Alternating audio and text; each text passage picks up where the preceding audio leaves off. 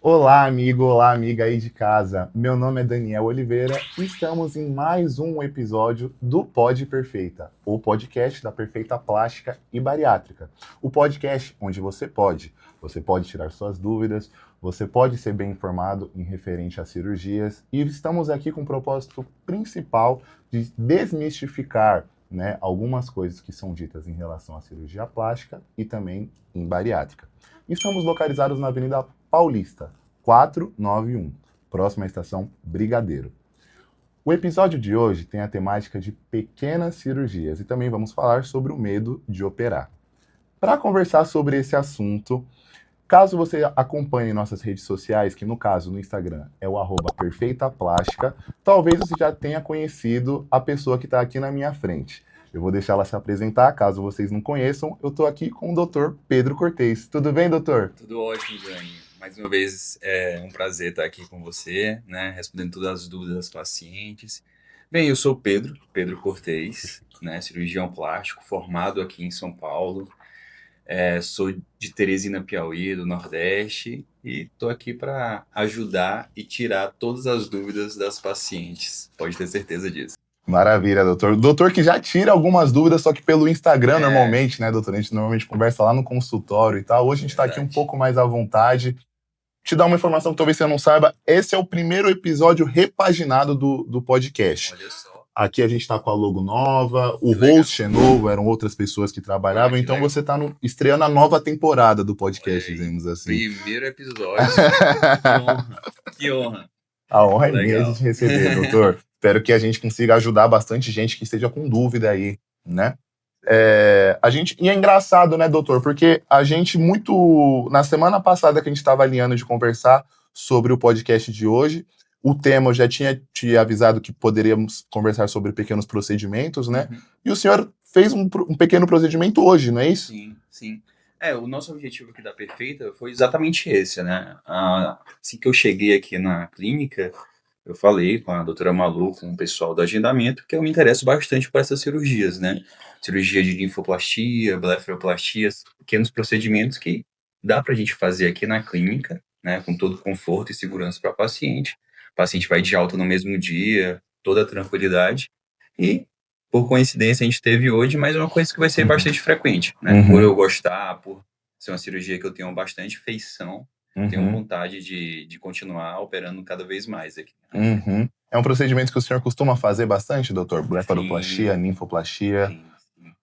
No nosso centro de formação, que eu fiz aqui em São Paulo, a gente tinha bastante esse procedimento de blefaroplastia, Uhum. né? Então, acabou que eu fiquei muito íntimo dessa cirurgia e gostava bastante, ainda gosto de fazer essa cirurgia.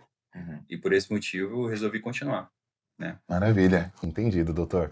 Para você que tem alguma dúvida referente à blefaroplastia, ninfoplastia, não só isso, como também as cirurgias padrão, né, que as pessoas costumam procurar bastante, como lipoescultura, abdominoplastia, você pode mandar uma DM no arroba que eu disse no começo, Perfeita Plástica, estamos no Instagram, também estamos no TikTok, e o Pod Perfeita está no YouTube como Pod Perfeita. Lançamos cortes nessas 3 redes sociais.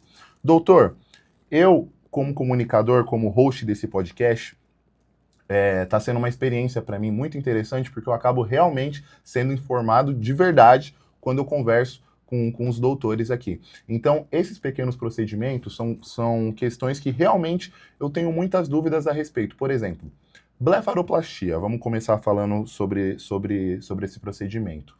Antes de eu trabalhar no âmbito da cirurgia plástica, eu nem entendia que existiam pessoas que procuravam esse procedimento ou que existiam indivíduos que tinham a necessidade de fazer uma blefaroplastia. O- Explicando para um leigo o que é a blefaroplastia e por que costumam procurar ela. Primeiro de tudo, a gente falar da cirurgia plástica. É importante que a gente saiba, na verdade, que esses termos técnicos, nós da área da medicina, a gente fala como se fosse uma coisa normal e como se Uhum, todo mundo soubesse, uhum, né? Ultimamente no consultório eu tenho preferido utilizar termos mais comuns, como por uhum. exemplo, blefaroplastia. Se você for parar uma pessoa na rua e perguntar o que é blefaroplastia, provavelmente ela não saiba, Não sabe. né? Eu Então não eu sabia. prefiro falar plástica das pálpebras Hum. ou plástica dos olhos, Uhum. né? Porque fica mais fácil de entender. Fica mais acessível, de Fica mais verdade. fácil de entender. Assim como, por exemplo, outras cirurgias também. Por exemplo, a abdominoplastia. Uhum. Às vezes é até um trava-língua. É verdade. Então é Muita melhor gente tem falar essa dúvida. plástica do abdômen. Aham, Mastopexia. Melhor Aham. falar plástica da mama. Porque perfeito, fica mais objetivo, né? perfeito. Agora a blefaroplastia, então plástica das pálpebras. Uhum. O que é que a gente faz nela? A gente basicamente tira o excesso de pele da região dos olhos, ao redor dos olhos, que é das pálpebras, né? Uhum. Essa cirurgia pode ser uma cirurgia mais de caráter estético, aquela paciente que, por exemplo, se incomoda com excesso de pele da região das pálpebras, que tem dificuldade de se maquiar, né?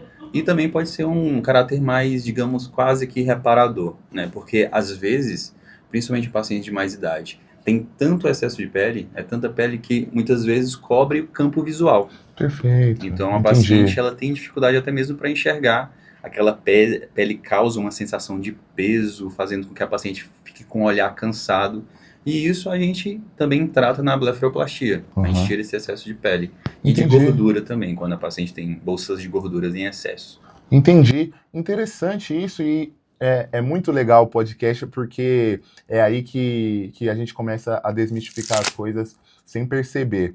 Então a cirurgia plástica pode ser uma ferramenta que também não é só por uma questão de estética, né, doutor? Sim, claro, claro. Tanto é que existem as duas vertentes da cirurgia plástica, né? Existe a cirurgia plástica estética Uhum. e existe a cirurgia plástica reparadora. Certo. Quando a gente fala de cirurgia plástica reparadora, foi onde exatamente a cirurgia plástica nasceu. Entendi. A cirurgia plástica nasceu para reparação de defeitos, principalmente na época da guerra, Uhum. da Primeira Guerra, da Segunda Guerra Mundial, onde tiveram vários mutilados da guerra. Uhum. E a cirurgia plástica ela serviu, e ainda hoje serve, justamente para isso, para reconstruir certas partes do corpo, trazer funcionalidade para aquela pessoa. Interessante, doutor. Interessante mesmo. Quando procuram essa cirurgia e quando comentam dela com você, no caso o paciente, existem também os pacientes que conversam puramente por uma questão estética. Sim, com certeza. Existe a orientação de que, por exemplo, olha, talvez não seria interessante você fazer essa cirurgia, tem esse lado também. Conta mais um pouco disso quando a pessoa não tem a necessidade de saúde para fazer a cirurgia, mas por algum motivo ela quer fazer. Existe essa orientação? Como que o senhor lida com isso? Certo. Existem pacientes que têm pouco excesso de pele, né? Uhum. Nesses casos, a gente tem que ter bastante cuidado. Por quê? A pálpebra, ela é uma região do nosso corpo que necessariamente tem que ter pele. Porque a gente Perfeito. precisa abrir e fechar o olho, Perfeito. né? Se tirar muita pele, o olho não fecha. Uhum. Inclusive, essa é uma das complicações da cirurgia, Uhum. né? Então, a gente não pode tirar todo o excesso de pele da região das pálpebras. Uhum. Em casos que a paciente acha que tem excesso de pele e a gente no exame físico percebe que não tem tanto assim, né? Nesses casos, a cirurgia é contraindicada. Perfeito. Muitas vezes, por exemplo, a gente pode apenas propor para ela um botox. Por quê? O que acontece? A gente fazendo o botox dessa região tem como fazer um leve arqueamento da sobrancelha. Uhum. E esse arqueamento da sobrancelha faz ter a sensação que tem menos pele ali. Uhum. Então, tem vários detalhes, né? Eu gosto Sim. de falar que a cirurgia das pálpebras, ela é multifatorial, Uhum. né? Porque você tem que avaliar a posição da sobrancelha, tem que avaliar a quantidade de excesso de pele, tem que avaliar se o músculo que abre e fecha a pálpebra, ele está funcionando e está funcionando bem. Perfeito. Então, são vários fatores que têm que ser avaliados. Sim. São N fatores que são determinantes para ter uma cirurgia de sucesso, né, Sim, doutor? com certeza. E, bom, com certeza eu acredito que tendo a oportunidade de conversar com um profissional não só qualificado, mas também sincero, acredito que o resultado pode ter uma efetividade maior e, às vezes, a orientação que você precisa, você pode ter aqui na Perfeita Plástica. O Dr. Pedro Cortez está disponível para agendamento, para consulta, né? E recebendo os pacientes com o maior carinho, né, doutor? Com certeza, estamos aqui. Como que funciona a cirurgia, doutor? O que você corta exatamente? Tem como ser um pouco mais elucidativo nesse ponto? Certo, vamos lá. Conversando sobre o caráter mais técnico. Perfeito. A cirurgia ela vai tirar o excesso de pele. Então, a paciente, por exemplo, pode ir para frente do espelho. Agora, a paciente que está ouvindo a gente nesse podcast, ir para frente do espelho, abrir o olho e ver, né, se tem alguma pele que dobra em excesso na região das pálpebras. Uhum. É exatamente essa pele que sai. Outra coisa que a paciente pode avaliar também é se tem alguma protusão, algum herniamento de gordura, Uhum. né? Muitos pacientes, né, principalmente os orientais, eles têm esse excesso de bolsas de gordura, mas também pacientes que ocidentais, orientais, independente disso, tem pacientes que têm esse excesso de bolsa. Então, se tiver essa bolsa de gordura com protusão ou herniação, essa bolsa de gordura ela tem que ser retirada também. Perfeito. É uma cirurgia rápida, doutor? É rápida, né? Rápida comparado com as outras, né? Abdominoplastia, mastopexia. É uma cirurgia de Perfeito. 40 minutos. 40 minutos em média, 40 assim. minutos, 1 hora. Perfeito. Em questão do dia a dia do paciente, ele tem uma recuperação rápida? Como que funciona isso? Certo.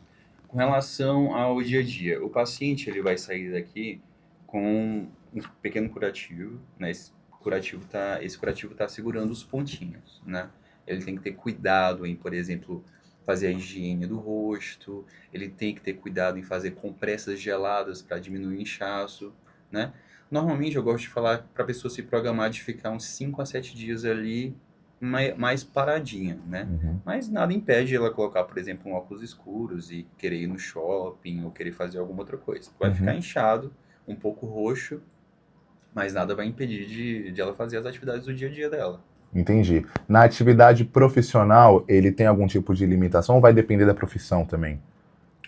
Você fala com relação ao pós-operatório, né? Isso. Com relação ao pós-operatório, eu diria, por exemplo, professores de educação física, né, personal trainers, que às vezes eles precisam pegar peso demais para colocar para os alunos.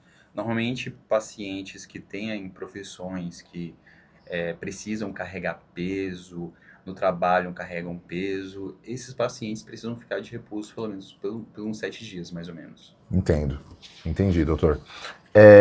Existe, doutor, a chance da blefaroplastia a pele cair novamente ou alguma coisa do tipo, ou é um resultado permanente? Toda cirurgia, ela tem por objetivo tratar aquilo que está incomodando o paciente naquele momento, né? A gente não tem uma bola de cristal para dizer que certa cirurgia vai ser necessário uma nova cirurgia em seguida, um novo reparo, um novo refinamento da cirurgia, né? A gente sabe que com a idade, a gente cai as coisas. Infelizmente, a cirurgia gravidade. plástica... infelizmente, a gente ainda não criou uma pílula antigravidade. Perfeito. Né? Perfeito. E esse excesso de pele, até mesmo pela perda do colágeno, pela flacidez de pele com o tempo, pode sim ser que a paciente com 10, 15 anos precise fazer uma nova retirada de pele. Mas sempre vai ser uma quantidade menor do que a que já foi tirada. Entendi. Perfeito. Durante a cirurgia, quais são os riscos assim que pode acontecer? Por exemplo, existe um medo, aí o senhor pode me falar se isso é totalmente mito ou se realmente pode ser que aconteça. Existe um medo de não sei, ficar cego ou alguma coisa do tipo, algum dano ao olho ou ao pálpebra, alguma coisa nesse sentido? Perfeito. Então, sempre é bom a gente falar sobre complicações, né? Na minha rede social, eu sempre gostei de falar sobre complicações desde o começo.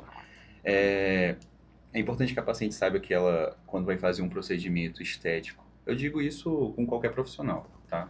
Eu sei que tem profissionais invadindo a área da cirurgia plástica, eu não me importo muito com isso, porque afinal de contas a paciente ela vai procurar aquilo que ela quer.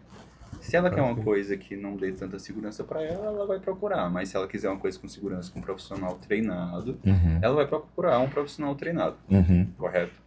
Com relação a, por exemplo, isso que você comentou, as complicações, né? O profissional treinado, ele vai ter a esperteza ou expertise de lidar com aquelas complicações, caso existam. Toda cirurgia pode ter complicações. Todas no geral, né, doutor? Não só na cirurgia plástica. Todas no geral. Com relação a complicações da pálpebra, né? É uma cirurgia simples, rápida, tranquila, mas obviamente ela pode trazer complicações sim. A complicação mais temida por nós, cirurgiões plásticos, é o hematoma retrolobar. Um nome difícil, mas eu vou tentar explicar mais ou menos o que é ele. Eu nem consigo repetir o que o doutor falou. O hematoma é um sangramento, né? Se a paciente tiver alguma alteração de coagulação, ou então ficou algum vasinho babando, pode ser que esse sangramento ele vá lá para trás do olho, comprima um nervo e cause cegueira, Caramba. né? Mas isso existem vários sintomas prévios que antecedem a cegueira. Entendi. Por esse motivo que o profissional treinado, ele vai saber identificar esses sintomas Uhum. e poder fazer o tratamento quanto antes, né? Entendi. Porque existe tratamento desse hematoma também, que é a Aham. drenagem dele, né? A gente vai abrir pontos, corticoides, tudo isso certinho, né? Mas todo procedimento tem complicações, inclusive na blefaroplastia, e essas complicações elas podem ser manejadas. Entendi. Esse é o tipo de complicação, doutor, que você consegue detectar antes ou é durante a cirurgia? Em qual momento que o profissional qualificado assim conseguiria detectar isso e justamente precaver para não ter uma complicação maior?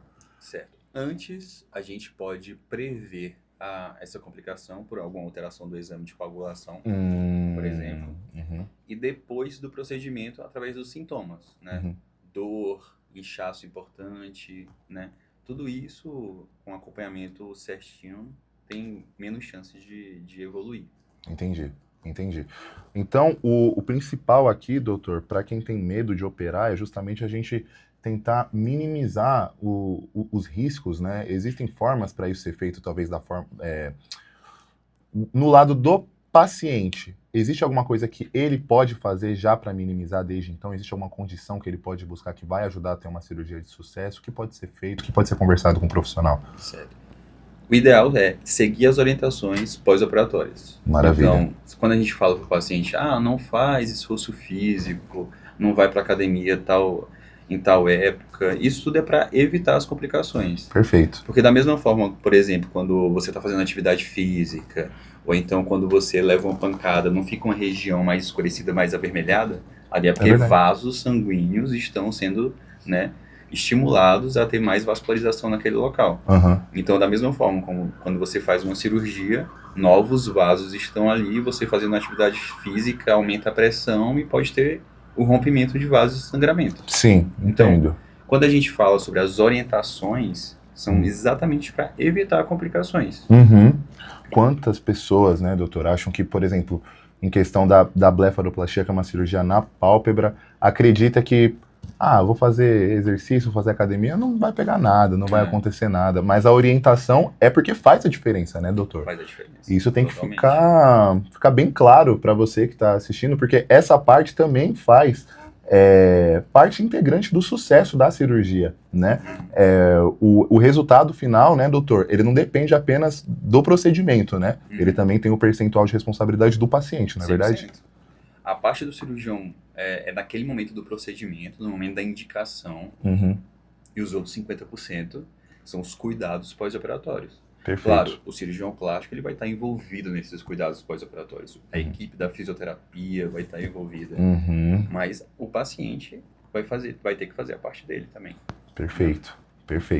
Muito bem dito, doutor. Inclusive, na questão da fisioterapia, a Perfeita Plástica e Bariátrica possui a equipe inclusa, né, de fisioterapia dermatofuncional, né?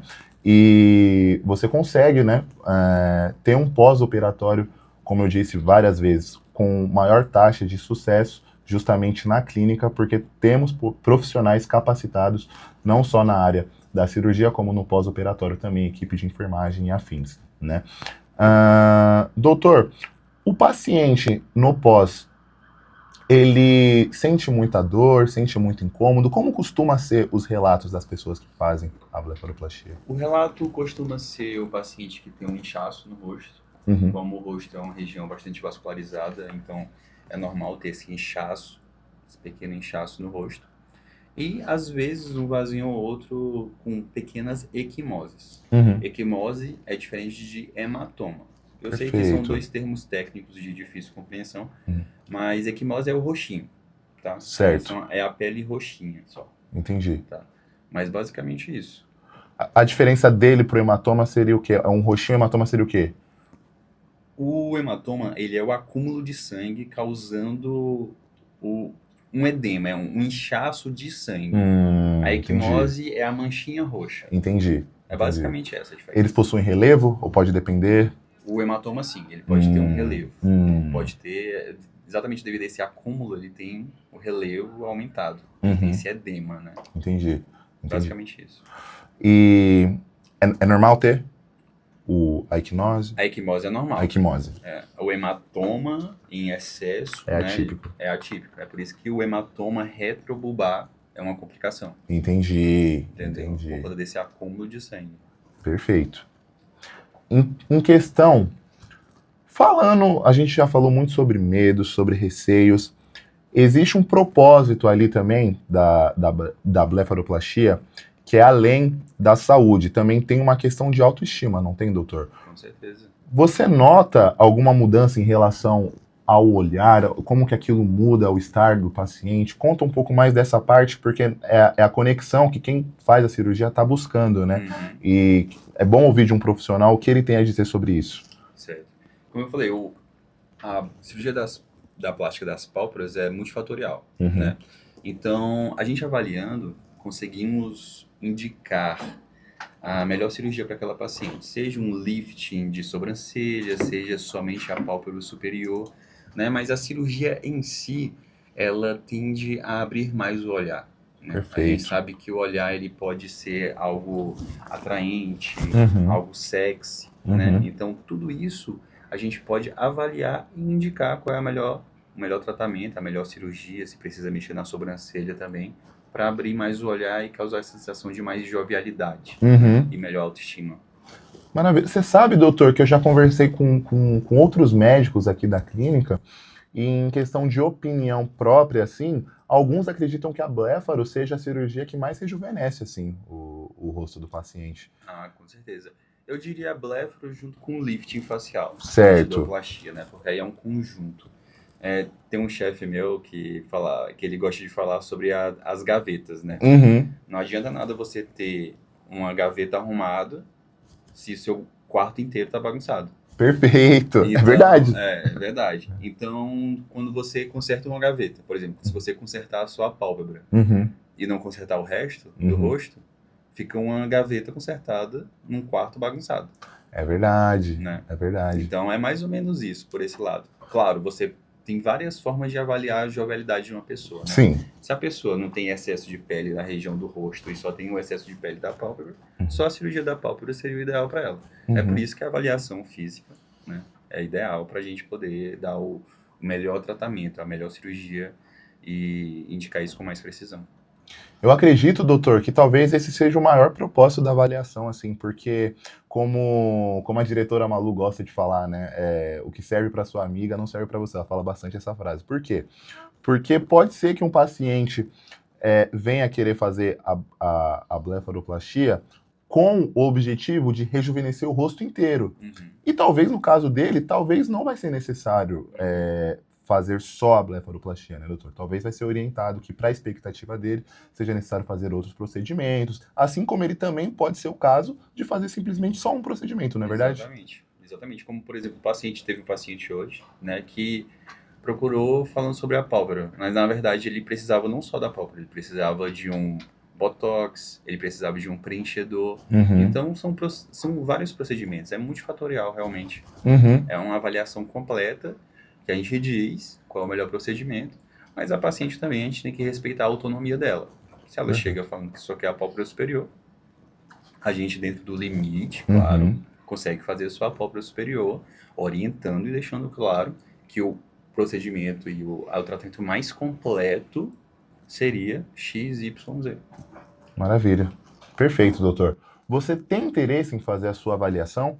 Eu estou liberando, através desses shorts agora, um link para você poder agendar a sua consulta. Você pode agendar a sua consulta, inclusive com o Dr. Pedro Cortez. É só você clicar no link disponível ou em algum lugar dessa tela ou na descrição abaixo. Doutor, vamos conversar sobre os outros procedimentos, outros pequenos procedimentos. Além da blefaro, só um momentinho. Tá dando onda sonora, Dani? Tá tudo certo? Tá? Perfeito. Então vou retomar aqui. Então, doutor, conversando sobre outros procedimentos além da blefaro, né? Um procedimento que eu tive acesso também da existência só ao entrar na Perfeita Plástica. Eu nem sabia o propósito dele, para que ele serve propriamente dito. E mesmo trabalhando aqui, esse diferente da Bléfaro, o senhor já deve saber o porquê que acontece isso que eu vou falar.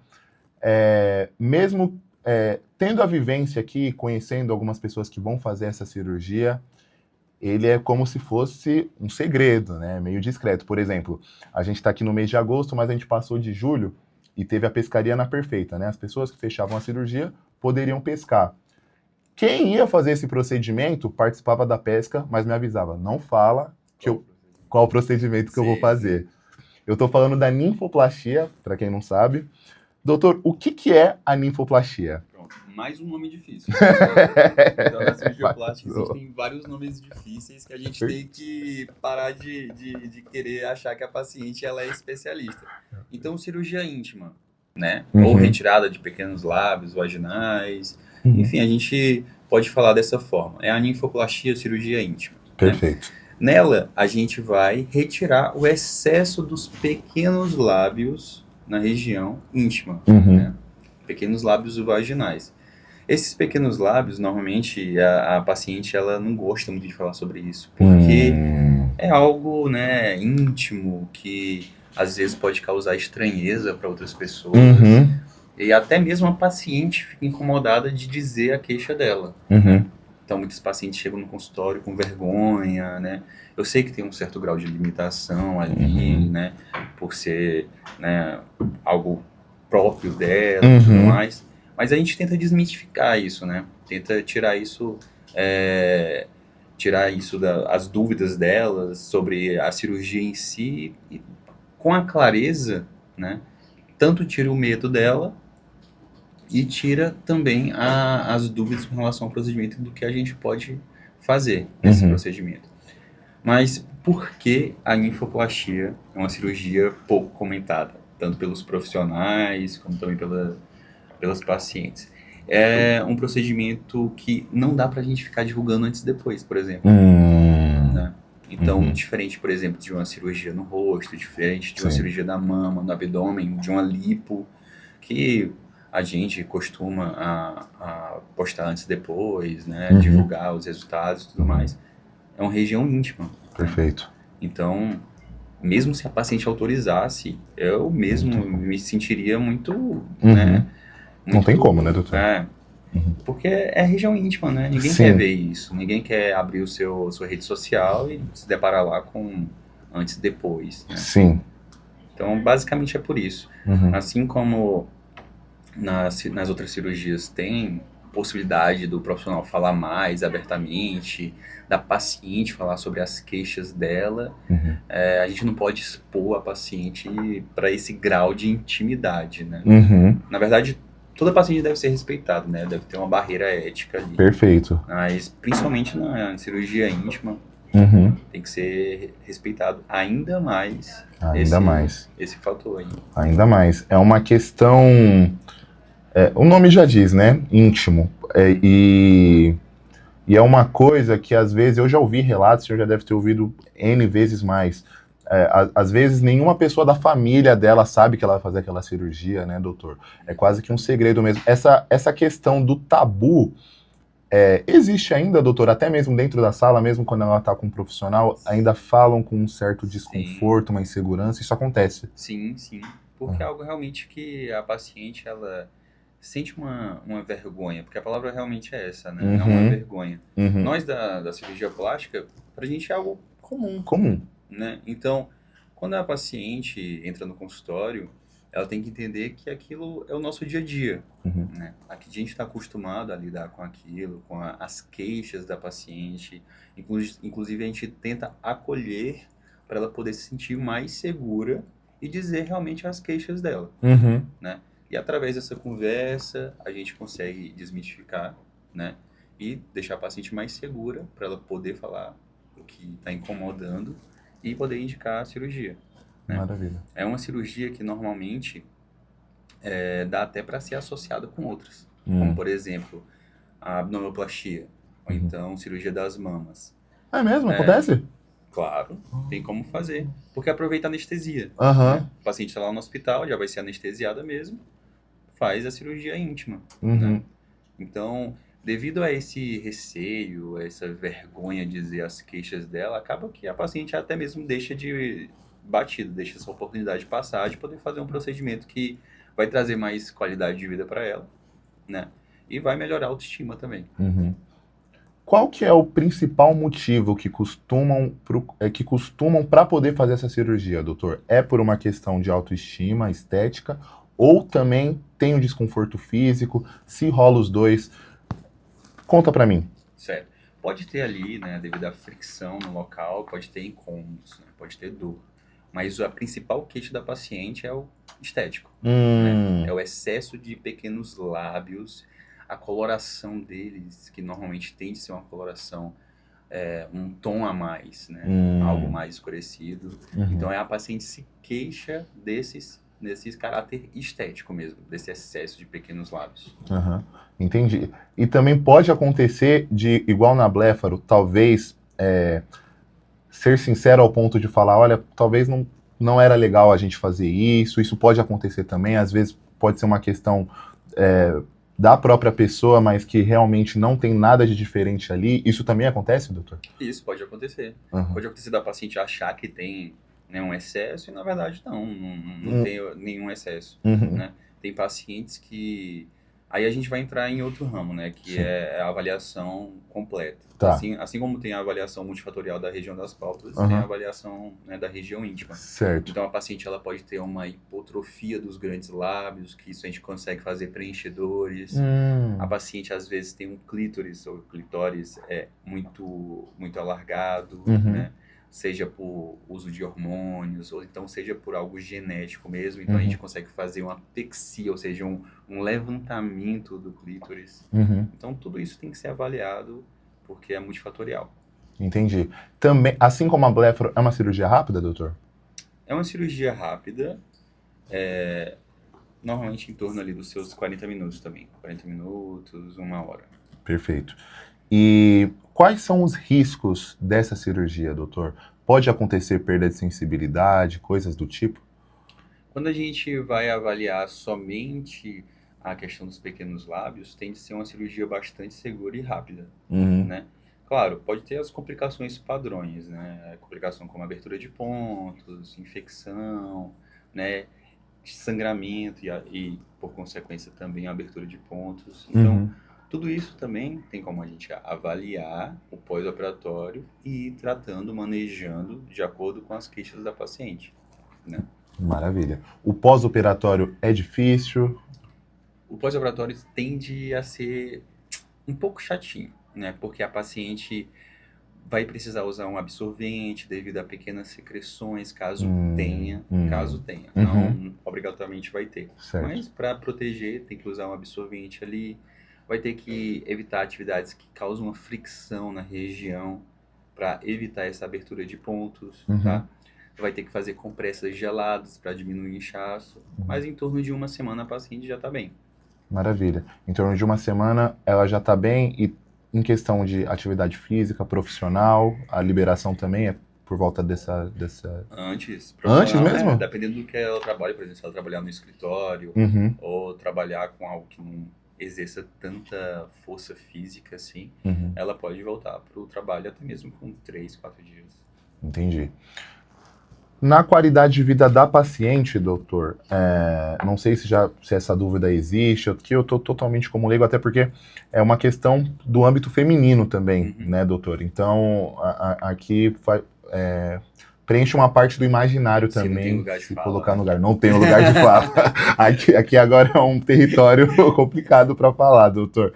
Mas existem os comentários no sentido de: poxa, doutor, será que o meu parceiro vai conseguir perceber isso? Isso é perceptível? Fica algum tipo de ponto, alguma cicatriz? Existe esse comentário? E se existe ele, o que você pode responder sobre? Na verdade, o seu parceiro ou parceira vai perceber, na verdade, uma melhora. Né? Certo. Vai ter menos excesso de pele ali na região. Perfeito. Né? Mas, claro, isso tudo vai depender do processo de cicatrização da paciente. Pode ser que a paciente não tenha percepção de nada, nenhuma cicatriz. Uhum. Mas pode ser que devido a uma cicatrizaçãozinha mais escura, perceba pequenos pontinhos, mas nada que vai causar uma sensação de estranheza. Na Uhum. verdade, vai ser algo benéfico. Certo. Maravilha. É uma melhora, né, doutor? Sim, com certeza. E apesar de ser um pequeno procedimento, ele pode gerar um impacto grande na vida daquele paciente no sentido de autoestima e bem-estar, não é mesmo, doutor? Com certeza. Né? São pequenos detalhes que causam um resultado incrível, um resultado muito bom. Perfeito. Você consegue identificar, doutor, que aquele pequeno procedimento impacta a vida da paciente, tanto no dia a dia como na qualidade de vida, em momentos sociais, talvez para escolher alguma roupa? É um procedimento que atinge também nesses outros eixos de vida? Com certeza. Uhum. Roupas mais apertadas podem parecer, né? Uhum. Você consegue perceber com relação ao autoestima que você comentou, a paciente, ela fica até mais retraída, né? Em certos ambientes e tudo mais. Quando vai falar sobre isso, fica mais retraída. Uhum. Mas, basicamente, é uma cirurgia que pode mudar assim, a autoestima e qualidade de vida da paciente. Maravilha. Que é o que a gente sempre tenta trabalhar em cima, né, doutor? São pilares importantes para você poder fazer sua cirurgia, poder realizar seu sonho. Acredito que também para poder fazer a cirurgia não precisa necessariamente, como a gente disse várias vezes hoje durante a nossa conversa, né? Existem N fatores para você decidir fazer a sua cirurgia, né? E acredito que todo motivo é nobre, né, doutor? Até porque parte do indivíduo, e se vem de dentro, se é do incômodo da pessoa, acredito que ela deveria realmente fazer, não é mesmo? Sim, todo motivo é nobre e com avaliação física a gente consegue bater o martelo. Perfeito. Porque também na cirurgia plástica, inclusive até pode ser um tema para outro podcast, mas existe uma patologia que é o transtorno dismórfico corporal, em que a paciente ela acha que está com alguma alteração ali do corpo dela, mas na verdade não está, né? E, mais uma vez, a avaliação física ela serve justamente para a gente bater o martelo e dizer que se a paciente precisa ou não daquele procedimento. Nossa, tema muito interessante, doutor. Nesse caso, o que seria o ético, assim, para ser orientado? Isso é detectado através da conversa, que a pessoa tem esse transtorno? Como que funciona esse lado? Só conversando um pouco sobre. O papel do psicólogo, ele é um papel fundamental. Perfeito. Né? Inclusive, o mundo ideal seria se toda paciente ela passasse pela consulta com um cirurgião plástico e também passasse com um psicólogo. Né? Entendi. Porque aí os dois em conjunto conseguiriam avaliar se o paciente tem algum transtorno ou alguma alteração psicológica que leve ela a maus resultados de pós-operatório. Né?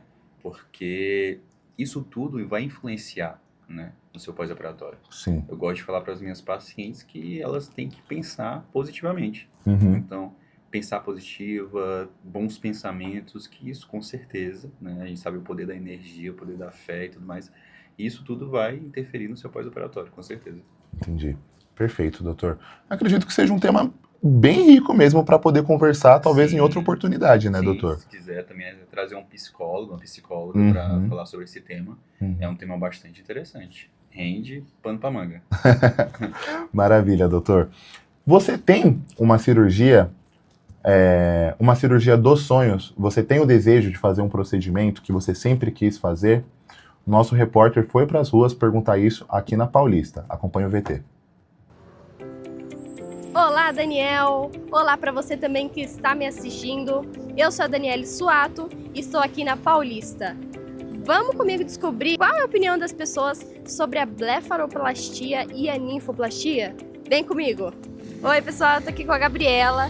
Gabriela, você sabe o que é blefaroplastia? Eu acho que eu sei. É aquela cirurgia dos olhos, não é? É embelezamento do olhar.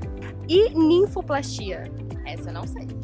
Não sabe? Não. Vou te contar. É uma cirurgia pequenos lábios vaginais. Que legal. Bacana. E essa cirurgia ela é pouco falada. Se uma amiga sua fizesse cirurgia e te contasse, qual seria a sua reação? Coisinha dela, ué. Deixa ela, quero coisa dela. Eu ia ficar surpresa. Por quê? Porque dá pra arrumar, né? É uma cirurgia que o pessoal tem muita vergonha de falar que fez. pela questão do lugar, né? A blefaroplastia o pessoal faz pra se sentir mais jovem. A ninfoplastia, às vezes é por saúde. Eu ficaria contente por ela. Ficaria? Sim. É porque não é só por estética, é sim por saúde também, porque pode incomodar a pessoa no dia a dia, no É uma trabalho. questão fisiológica, né? Anatomia. Algumas pessoas têm ali um formato desproporcional, né? Que precisa de uma correção. Bom, vocês perceberam que a maioria das pessoas disse que não conhecia nem a ninfoplastia, nem a blefaroplastia. Talvez porque hoje em dia é um assunto pouco falado. Talvez um tabu. Estamos aqui para desmistificar esse assunto e saber a real opinião das pessoas. Você precisa saber que, além de tudo, na Perfeita Plástica, nós trabalhamos duro para que qualquer cirurgia que você for fazer, você se sinta confortável, porque a prioridade é você realizar o seu sonho, é você se sentir bem. Bom, finalizamos aqui. Vejo vocês em uma próxima e é com você agora, Daniel. Bom, voltando aqui para o estúdio. Doutor, recebemos algumas perguntas aqui que são diretamente dos nossos seguidores. O doutor já está acostumado a responder algumas perguntas dos nossos seguidores, não é? Sim. Caso você tenha alguma dúvida, você pode mandar uma DM, direto a gente abre caixinha, inclusive com o Dr. Pedro Cortez, né? E caso você tenha sua dúvida, talvez ela não seja respondida diretamente no podcast, mas pode ser que ela seja respondida no próprio Instagram. Então é só você deixar sua pergunta tudo certinho, ou mandar sua DM ou comentário em publicação, e ele será respondido com todo carinho, todo acalento. Doutor, primeira pergunta. Depois da ninfo, quantos dias sem andar de moto? Sem andar de moto, sem fazer bicicleta, né, bike na academia, isso tudo vai depender de como está evoluindo o seu pós-operatório. Mas em torno de 2, 3 semanas ali. Perfeito. 2, 3 semanas. Moto pode ser até um pouquinho antes, 10 dias, né? Uhum. 10 a 14 dias. Uhum. Mas exercícios e atividades que geram uma fricção maior na região têm que ser evitados. Isso pode ser limitado só à moto, doutor? A gente pode colocar nessa mesma balança bicicleta? Pode colocar na mesma balança. Certo. Bike, Cavalo? spinning, cavalo, né? Todos esses. Perfeito, perfeito. Então, espero que tenha ficado claro. Doutor, na ninfoplastia, pode melhorar o escape do xixi? Não pode. Não é correlato, né, doutor? Não é uma cirurgia que tem por objetivo esse escape do xixi. Uhum. Né? O escape de xixi ele tem que ser avaliado ou pelo médico urologista ou pela ginecologista, especialista, para avaliar a funcionalidade da bexiga, o porquê está causando aquele escape, e aí sim fazer o tratamento ideal, tá? Mas a ninfoplastia por si só, ela tem por objetivo apenas a ressecção ou retirada do excesso de pele da região dos pequenos lábios. Maravilha, doutor. Doutor, fazendo a cirurgia, eu sou liberada de imediato? Não especificou a cirurgia, acho que pode falar de uma forma generalizada. Moro em outro estado e quero fazer. Certo. A gente vai se ater às cirurgias que são feitas aqui na clínica, os pequenos procedimentos, né? Operando aqui na clínica, você vai ser admitida, né? Vai passar, né, pela avaliação inicial ali, vai para a cirurgia. Assim que acaba a cirurgia, vai para uma salinha para recuperar da anestesia local e para ver se transcorreu tudo bem, não ficou nenhum sangramento. E logo após esse primeiro momento, mais ou menos uns 40 minutos, 1h30, você é liberada no mesmo dia. Então, sim, você não vai dormir aqui, você é liberada no mesmo dia. Maravilha, doutor. E no caso desse futuro possível paciente aqui, se você mora em outro estado, não só quem mandou a pergunta, mas você que pode estar assistindo, é possível na Perfeita e existem alternativas para viabilizar a sua cirurgia mesmo que você more fora, tá? É possível fazer uma primeira teleconsulta e se organizando, baseado na sua vivência, na sua realidade, você encaixar para poder visitar São Paulo só para realizar a cirurgia dos seus sonhos. A Perfeita permite, né, diversas alternativas para viabilizar o seu sonho nesse sentido. Não seria a primeira vez, não vai ser a última vez que vamos receber pacientes com essa condição. Já atendemos vários pacientes que são de fora do estado de São Paulo e alguns que são até de fora do Brasil. Então é muito importante que fique claro que essa alternativa existe, tá bom? Doutor, Posso fazer, achei interessante essa, posso fazer a blefaroplastia e a ninfoplastia no mesmo dia? Pode fazer tranquilamente. Pode É fazer, né? tranquilo, pode associar. São 2 pequenas cirurgias que são feitas com anestesia local, Uhum. né? Então dá para associar sim as 2 cirurgias. Aí nesse caso seria aplicado 2 anestesias locais mesmo. É o mesmo anestésico, Certo. só que em locais diferentes. Entendi. Né? Então dá para usar o mesmo anestésico em locais diferentes. Perfeito. Em relação a medo de anestesia, o que o senhor pode comentar um pouco, doutor? Com relação ao medo de anestesia do pequeno procedimento, né? Uhum. A paciente às vezes acha que tem muitas complicações, mas, claro, como a gente comentou no começo do podcast, todo procedimento em si tem complicações, mas praticamente a mesma anestesia, um primo perto da anestesia que o dentista usa, por exemplo. Então é uma anestesia segura, que dá sim para ser realizada em ambiente ambulatorial, em ambiente de consultório, Perfeito. né, com riscos reduzidos. Né? Então é uma cirurgia segura, anestesia local. Perfeito. Doutor, a última pergunta enviada aqui pra gente, que é basicamente o que a gente já tinha conversado, mas que fique claro, principalmente pro corte. Blefaroplastia, mas aqui também poderia ser a ninfo, como qualquer outro pequeno procedimento da clínica. Precisa ser no hospital ou pode ser feita na clínica? Só para que fique claro, doutor, pro corte. Pode ser feita na clínica, né? Pode ser feita na clínica, claro. Dependendo de toda uma avaliação. Se a gente identificar ali que é um procedimento que é apenas a blefaroplastia mesmo, é um procedimento que dá para ser feito na clínica. Se identificar que é apenas a ninfoplastia ou a cirurgia íntima, dá para ser feita na clínica, né? É como a gente falou, né? A gente tem que desmitificar isso, né? Uhum. É plástica das pálpebras e plástica da região íntima. Então, Perfeito. dá sim para ser feito em ambiente ambulatorial, aqui na Perfeita. Uhum. Maravilha, doutor Pedro. Bom, estamos chegando ao fim do nosso bate-papo. Foi muito legal, nem vi o tempo passar, doutor. Foi uma conversa isso aí. muito rápida, eu aprendi bastante hoje. Que legal. Aprendi também, principalmente, que o nome das cirurgias é muito difícil, né, doutor? Exatamente. Vamos tentar trazer mais simplicidade aí para esses nomes, mas não tem como, é o jeito. Tem que falar os dois, a gente vai começar a falar os dois. Perfeito, doutor. Que recado, doutor, você pode dar diretamente para aquela câmera, tá? Você daria para alguém que está com algum tipo de receio, está com algum tipo de insegurança, tem até a vontade de fazer a cirurgia, mas tem esses obstáculos, né, dentro dela, que ela ainda não está correndo atrás do que pode, às vezes, ser o sonho dela. Uhum. O que você diria para esse possível paciente, doutor? Certo. Na verdade, eu queria falar que o medo é normal. Na verdade, é até mesmo importante você ter medo. Mas esse medo, ele vai ser solucionado através de uma boa conversa e um bom exame físico. Se você tem interesse em fazer a cirurgia das pálpebras, a blefaroplastia, ou cirurgia íntima, que é a ninfoplastia, procura a gente, né, agende sua consulta, que a gente vai tirar todas as suas dúvidas. Basicamente isso. Muito obrigado mais uma vez pelo convite do podcast e estou aqui disponível em caso de qualquer dúvida. Maravilha, doutor. Quer conhecer o Dr. Pedro Cortez? Quer conhecer a Perfeita Plástica?